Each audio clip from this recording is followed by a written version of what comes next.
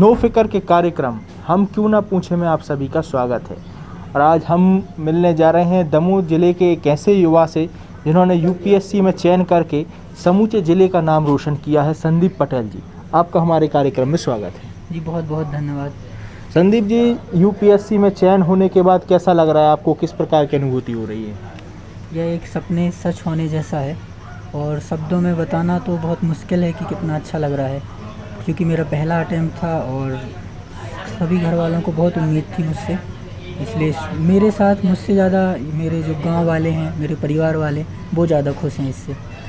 तो आपने जो शुरुआत की, किस प्रकार आपकी शिक्षा दीक्षा हुई, आपने स्कूल की शिक्षा किस प्रकार शुरुआत हुई, कैसे हुई, ये जानना चाहेंगे। मेरी जो प्रारंभिक शिक्षा थी 12th तक, वो सरस्वती शिशु मंदिर पवई में हुई। पवई में मेरे मामा जी लोग हैं। क्योंकि गांव में उस समय शिक्षा की यहाँ उतनी अधिक अच्छी व्यवस्था नहीं थी, तो माता पिता ने मुझे नाना नानी के यहाँ रखा और मामा मामी और नाना नानी सभी के प्यार की बदौलत मैं वहाँ तक 12th तक मैंने वहाँ पढ़ाई की। उसके बाद फिर मैंने दिल्ली यूनिवर्सिटी के हिंदू कॉलेज से केमिस्ट्री ऑनर्स में ग्रेजुएशन किया। फिर वहीं से फिर तैयारी की। मेरा लक्ष्य था कि यूपीएससी करना है, इसलिए 12th के बाद मैंने प्लान बनाया कि दिल्ली जाना है। और फिर दिल्ली में मैं अपने एक दोस्त तनु नगाइज के साथ गया था और मैं यहाँ पे विशेष रूप से कहना चाहता हूँ कि उसका बहुत बड़ा योगदान है मेरे सिलेक्शन में। आपने जो तैयारी की तो किसी कोचिंग क्लास या किसी भी कोचिंग के साथ संपर्क में रहे क्या आप? हाँ, 2017 में ग्रेजुएशन करने के बाद फिर 1 साल का थोड़ा गैप हो गया था कुछ पारिवारिक कारणों की वजह से। 2018 में फिर मैंने दिल्ली के मुखर्जी नगर में ही दृष्टि IAS से मार्गदर्शन लिया था और वहीं पे जो टेस्ट सीरीज कोचिंग और ऑप्शनल की तैयारी उसी के मार्गदर्शन में की थी, दृष्टि IAS कोचिंग के। और फिर उसी का परिणाम है कि मैं आज सेलेक्ट हो गया। तो आपको जो आपके परिवार, आपने बताया कि जिस प्रकार आप ग्रामीण क्षेत्र से बिलोंग करते हैं, आप ग्रामीण क्षेत्र से आते हैं, तो परिवार का कैसा सहयोग रहा, किस प्रकार से सहयोग मिला आपको? क्योंकि हम लोगों का परिवार एक निम्न मध्यम आय परिवार है, जिसमें कृषि ही एकमात्र जरिया है जहां से कुछ आय प्राप्त हो सकती है। ऊपर से इतनी अधिक कृषि भी नहीं होती है, तो इतनी मुश्किल हालातों में मुझे पढ़ाना और उसके साथ पूरे घर का खर्च चलाना, इसके लिए मैं पूरी जो गौरव या फिर कहें कि योगदान है वो मेरे पिताजी का है।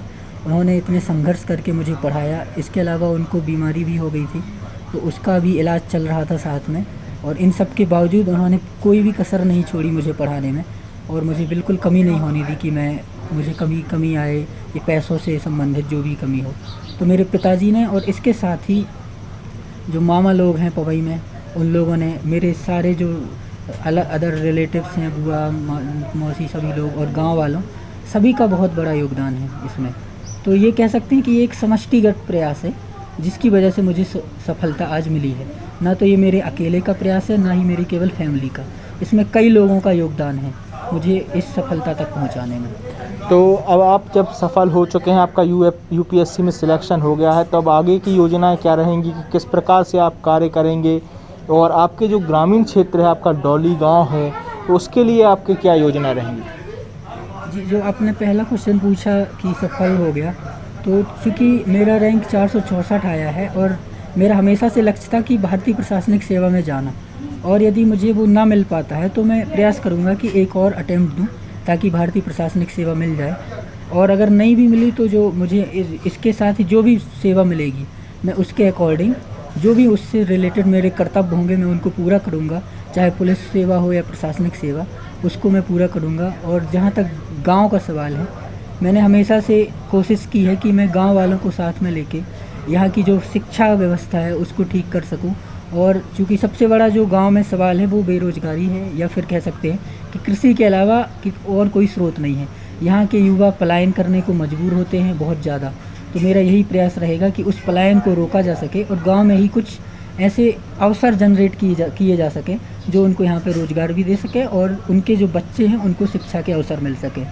इस दिशा में मैंने एक विजन भी तैयार किया था कि सरकारी स्कूल है उसको कैसे अच्छा बनाया जा सके, और उसमें जो 5th तक जो शिक्षा होती है, प्रारंभिक शिक्षा, वो गांव के प्रत्येक बच्चे, चाहे वो अच्छे परिवार का हो या चाहे थोड़ा कम पैसे वाले परिवार का हो, मैं चाहता हूँ कि सभी यहीं पे पढ़ें, क्योंकि अगर सब लोग यहाँ पढ़ेंगे तो उस हिसाब से प्रेशर भी ज़्यादा डाला जा सकता है स्कूल में, और फिर सभी लोग अगर कुछ कमी होगी अगर सरकारी स्कूल में तो हम लोग उसको करेंगे और प्रारंभिक शिक्षा को बेहतर बनाएंगे, क्योंकि प्रारंभिक शिक्षा ही एक ऐसी नींव होती है जो किसी भी बच्चे को आगे बढ़ने के अवसर प्रदान करती है।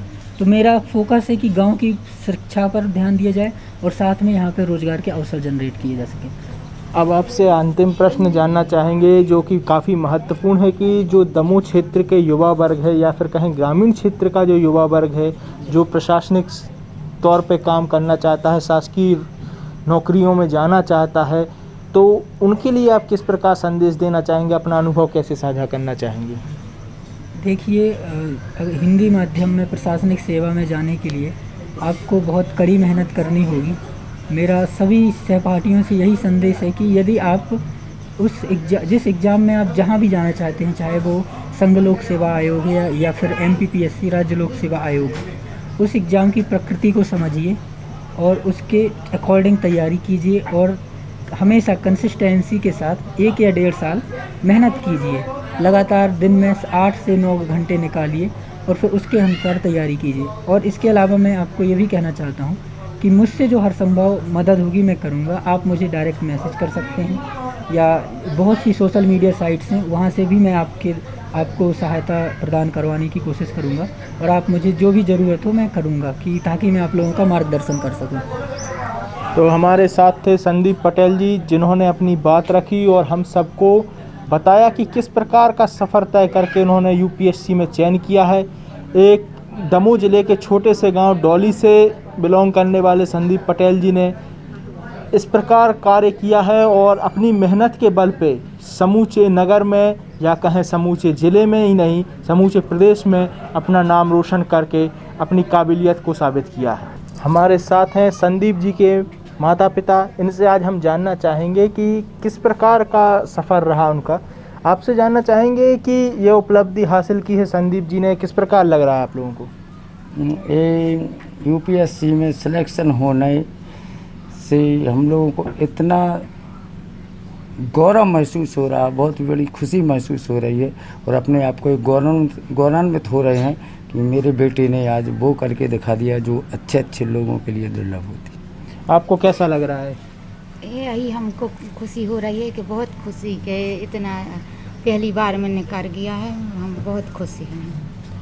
तो क्या योजनाएं रहीं, किस प्रकार आप लोगों ने परिश्रम किया, किस प्रकार से ये उपलब्धि हासिल हुई, कुछ बताएं। इसके लिए परिश्रम देखा, हम लोग किसान आदमी थे, खेती करते थे और उस दिल्ली यूनिवर्सिटी में उसको पढ़ने के लिए भेजा और वहाँ उसने पढ़ा और मेहनत करी और जो कुछ हम लोगों का बजट था वो सब यहाँ का समस्त बजट काट के संदीप की पढ़ाई के ऊपर ध्यान दिया और उसी में खर्च किया और उसी का आज ये है कि वो UPSC निकल गया।